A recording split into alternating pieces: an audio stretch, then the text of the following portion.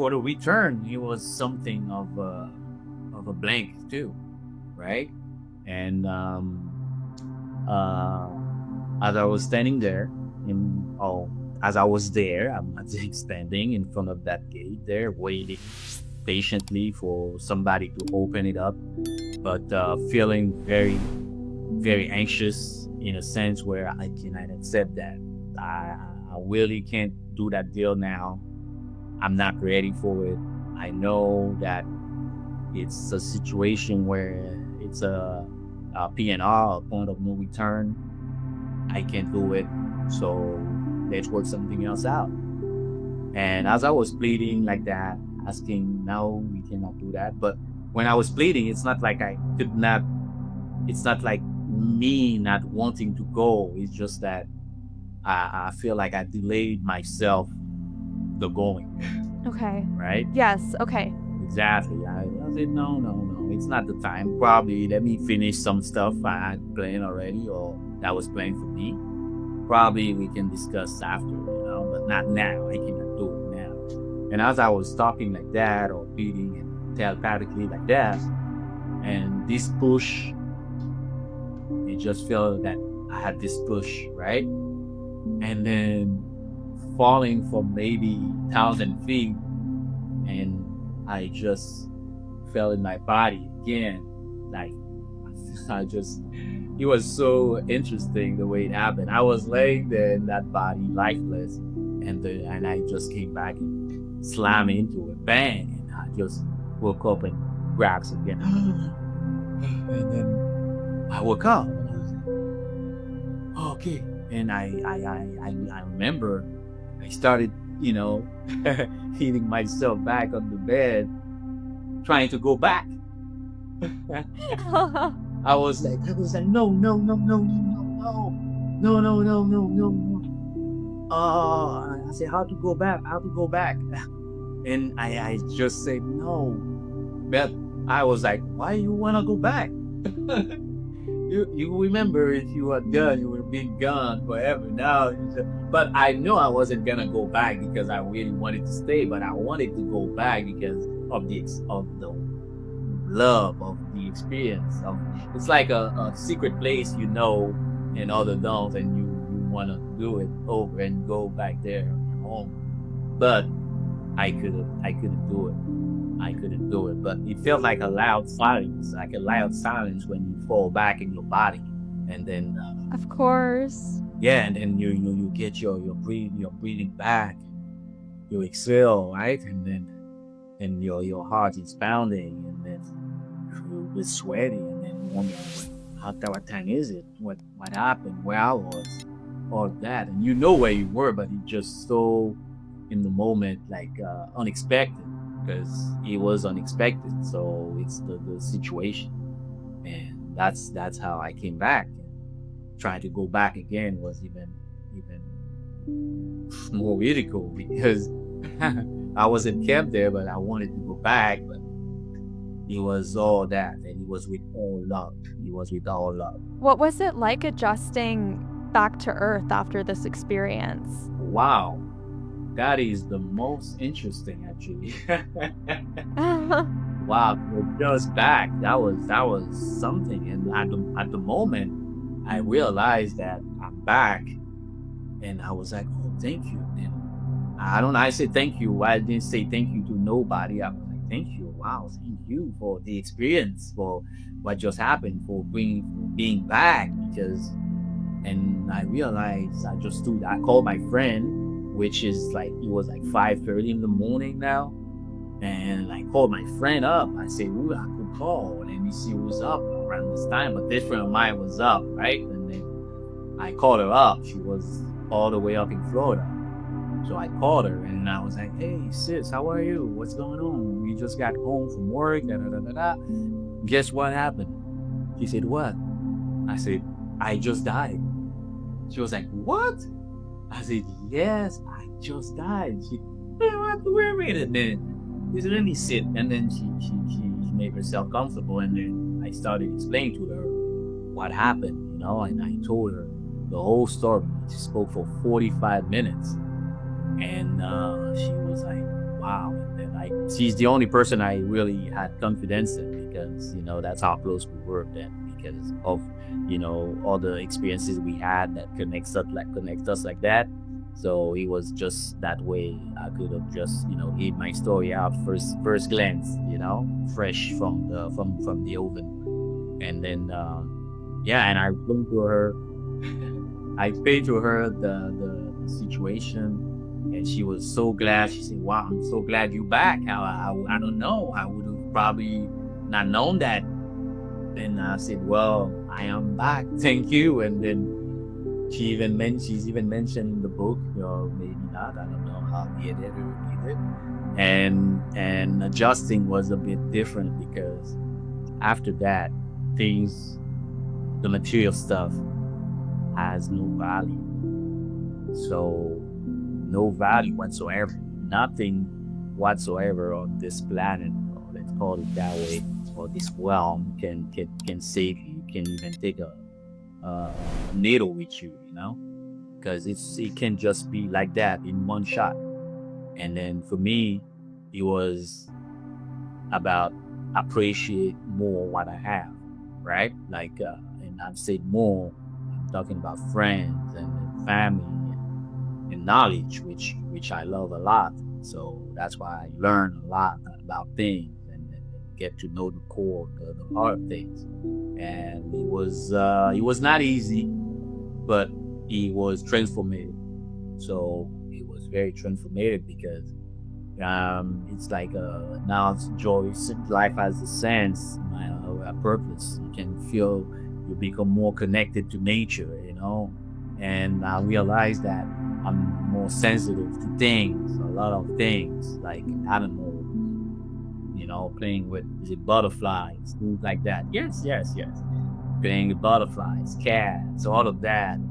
You got the sixth sense thing going on. It's becoming like a very, it's like I'm not gonna say superpower. It become very more intrusive, things like that. Yeah, you get to know things type beforehand.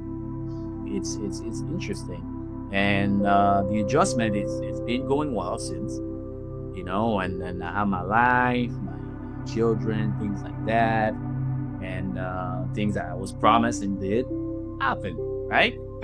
Really? Yeah. I'm so glad to hear that. Oh, yes, yes, definitely. So that's why the story is one of the most interesting because I was in myself pleading for what I know that should have happened, would have happened, and then finally they it's eventual like that. So we were in that position where life was very bad, and then doing this lifestyle that brought me about this experience, and now I love people more. I mean, not that I don't love people, but it's like you have the sense of the way I see it, you give your heart to love and your hand to serve. That's how I see it. Always be there. Always be That's beautiful. always be there for people, no matter what. And there's no greater love than give your life away for somebody else. That's beautiful. Yes. Reid, for people who haven't had a near-death experience and it's hard for them to picture, can you describe how your experience was different than like a regular dream? For people that never had an NDE, if it happens, it happens. You cannot predict something like that. And the difference between that and a dream, you still have control over your body even when you sleep, right? And then that's why you can wake up and use the washroom, things like that, right? If you feel like you want Yeah. to, but otherwise, when you're in the state of passing away, like I said earlier, you feel like that numbness. You got this numbness. You got this transition.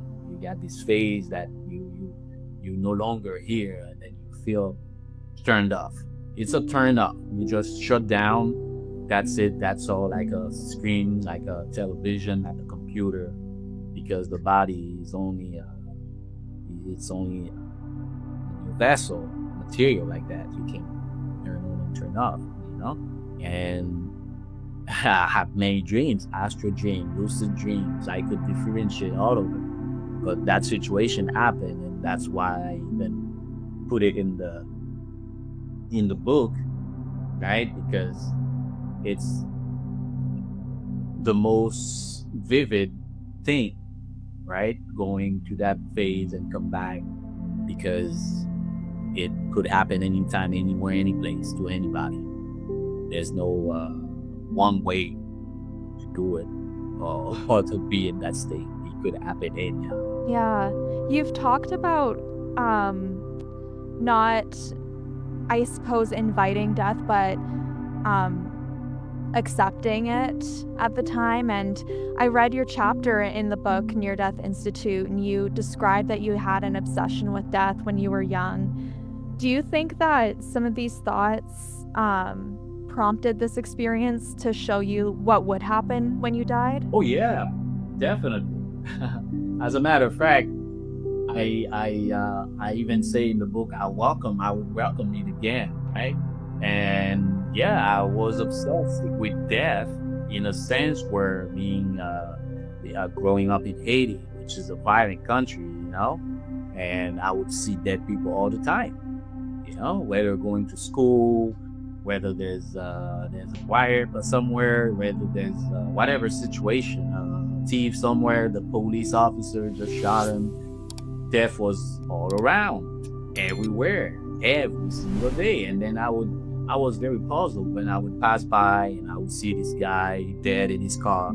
I would be like maybe 10, 12 years old, or even younger than that. And I would be like, where is he now? What is he doing? What's behind the curtain? That was very intriguing for me. And then I was like, I should promote into that thing, because nobody seemed to care. It's so taboo when you talk about death, right? People always got this scare. Oh, stay away, we bring bad luck. But I was going deep into it. I was searching and reading, and then experiencing, and documenting things too, because I had friends that passed away after I just spoke with them at 11 p.m. And then the next morning I would call, hey, what's up? Oh, well, he died last night. Things like that. Oh my gosh. Yes, so I was very in the realm, I was very in that environment, right?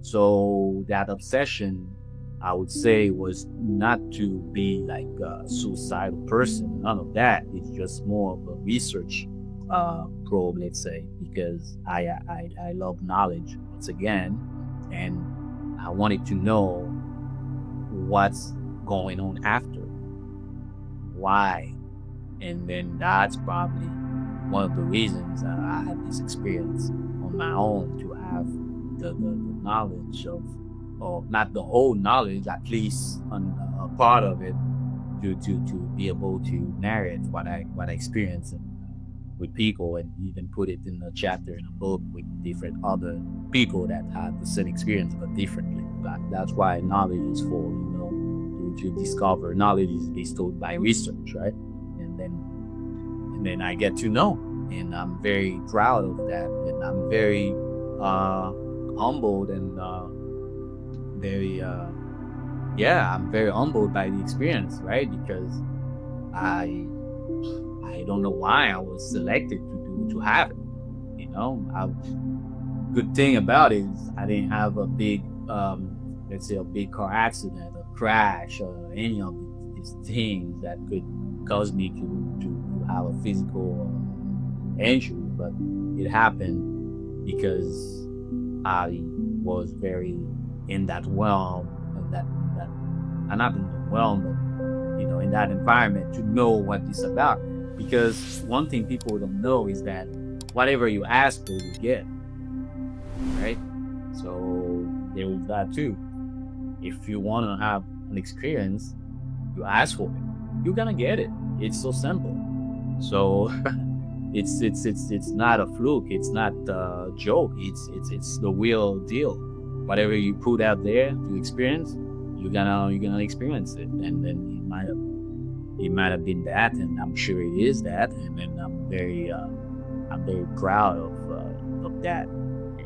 Well, I appreciate you sharing the experience after you had it and using it to help others. I have just a couple more questions. Oh, sure. I forget if it was in some of your writings or in another video, but you said when you look at the other person, you look at God. Can you tell me more about that? Well, I'm glad you asked that because I have this friend of mine. That's how always he refers to himself, right? God. And then I would say, indeed, when I look at the other person, I see God, because God is not a religion. It's not a human statue. It's like, again, the electromagnetic pulse of life that lives within all living things and give life. It's that. So it's the what you have many names for that energy. God, the key, the arcana, all of these names is to refer to that energy, which people don't know how it manifests, in self. So the way I see it is that I see the person and I see myself. So if I see myself, definitely I don't want to hurt myself. I want to love myself. I want to embrace myself, help myself, serve myself, encourage myself. So, and then all of these things, since they are part of you, they are also part of the other person. And if you look at yourself that way, you have to look at the other person that way as well. And once you look at it that way, you ain't gonna see nobody else but God standing in front of you, and to be your best with everybody. So that's why in the domain I serve, because I'm a chef, right? And in my kitchen, I only put one thing: respect. In that matter, you got this environment where everybody is fine, is happy, is in its human life still. But once you have respect, which is the main currency, you have everything. The rest will follow. And then when I see the other person, I see God, is because I see myself. I see me in the person. Why would I like? What would I not like? And then when I treat him as if I'm treating myself. And then that's how life's supposed to be. Humanity is not about compassion. It's about love for the other. So that's the way it is. Yeah, we're all one. Exactly. What would you tell people who fear death? I'm gonna start with that story, right? I went to a restaurant lately, not that long ago, maybe a month or so, even probably 2 max. And I just finished picking up the food to go home, and this gentleman approached me. And the way he approached me was, I could see that he had this sadness type of in his face. And I said, he said, hi. I said, hey, how are you? Because one thing when you have been in those situations, you become so caring for others, So it's like you become a different person when you come from these experiences.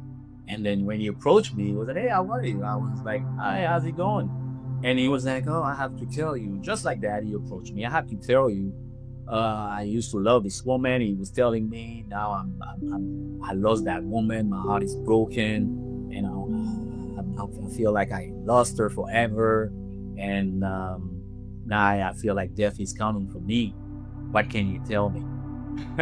He just sensed that you were the person to ask? He just approached me just like that in front of the restaurant. Okay. So I was like, oh, wow. Okay, well, first of all, life happens. Forget about the woman. It happened that, you had your time with her. And then we spoke about that. And then when he was like, what can you tell me? Because I'm so scared. I'm scared of death. And I was like, oh, wow. You shouldn't be. You shouldn't be. So myself, I trying to tell them personally my experience. And then we stood there for a good 30 minutes talking. So I was telling him about my experience, how this world, this life is not the real life. It's the stage life. It's a simulation. It's the hologram. It's none of that thing that you see in front of your eyes. That is, no, it's just a shell. The real life is in death indeed, because once you cross, that's when you're gonna discover yourself. You're gonna see that you have no limits, no boundaries, no nothing. And then we talk for a good while, and I explained to him, and then we talk, we laugh. So the mood changed, the laugh comes back, the smile come back, and I was so proud because not only that he approached me out of nowhere, but also I was able to communicate with what I know from my experience personally, and then I was telling him, and he was like, wow, you're telling me a lot of things that, I didn't know. So I was like, well, I'm glad I can only tell you what I know, but I'm glad that you change your frowning now. Your face looks a bit different because you laughing. So just to tell that people scared of that transition, right? So I even say that life loves us to death. That's the only thing. Aw, that's really You know, sweet. it does. I love that. I'm gonna remember that for a long It time. did. Love us to death. So if he wasn't alive, there wouldn't be no death. Therefore, it's just a crossing from one side to the other, and then people. I even say too in the book that the only thing that would hurt is the body. The body, the harm, that's what hurt. But death in itself, it's sweet. So you just to know how to approach it. You just to know how to celebrate it. Some people celebrate death. Some people just go about death differently. Some cultures, but the way it is that we have the fear of death because of what we can see happen to a body that we love. It's just the body. So after the yourself is released from that vessel, you are free, and then you live happily ever after. Reed, I want to ask where people can hear more about your story. That's my last question for all my guests, but I have one more, and you've talked about regretting reading all the books that you had when you died and your pursuit of knowledge. And my last other question is, do you have any book recommendations for my viewers? Anything? I would say actually books have always been part of my life, and my dad. So you always told me knowledge is in books. So that's my dad. Actually, I would give credit for because he initiated me to that. And my dad used to write a lot. Everything that passes through his mind, he would put on paper, and then he would have this little corner of his little library thing. And yeah, my books actually is available on Amazon, right? You can find it there. And another book I would suggest actually is I though actually it's one of my first book that I ever read, and then it was so immersive that when you read that book, you feel like you in the book and you live the person, the actors, the people inside it. And then I remember I devoured that book a whole summer, and then it was so intriguing. Maybe it was like maybe 400 pages. So it's it's very valuable subject, luminous. So it's called At the Razor's Edge by Morgan Somerset. It's one of my favorites, and if you can find that book to read, and then you would see yourself at some point in one of the principles of the person inside the book, actually, because that's how the book is written. And then once you start it, you cannot stop, right? And then situations of love, of hate, of betrayal, of redemption, of fear, of love, of sadness, of all of that. And that's in my that actually I don't even have it because it was so long ago that I read it from my uncle's library. Now that I mention it, because I always keep referencing that book to people because it's so well written and done, and that's one of my favorite. But yeah, if somebody needs the book, which is Death, actually, which was published 2 years ago, indeed. So next week will be 2 years since we published Death, Transformative Near-Death Experiences, right? And then they can find it on Amazon. And for me, they can find me on Facebook, on Instagram, on TikTok. Read More's. There's only one Read More's actually.